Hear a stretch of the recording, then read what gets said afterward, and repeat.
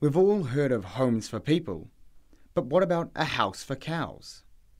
Grant Wills is one of a few hundred within New Zealand to introduce a herd home onto his farm.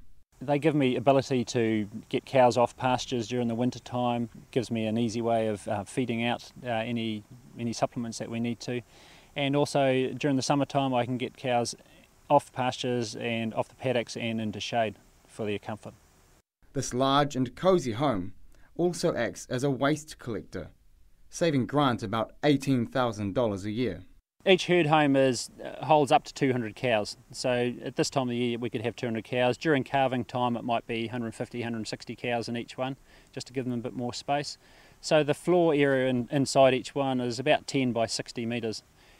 Beneath each floor it's got gratings, concrete gratings that the cows are standing on, so there's a large bunker underneath each floor where all the effluent is stored. Not only is it a shelter, it is also an air catcher.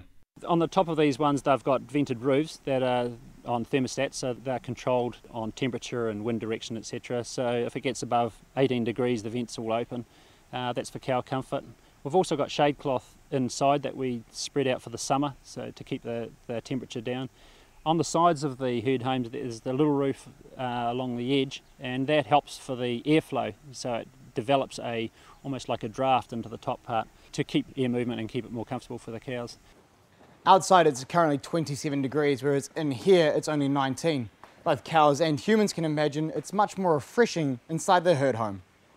Because it's refreshing for them, cows are physically better as well. Other gains that we've had, lameness, that's gone from about 50 cases per year down to 12.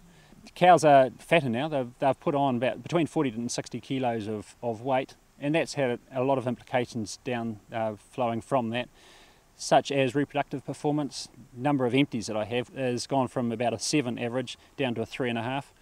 So when you work out the value of that and number of cows that have to be culled for being empty, it's quite considerable.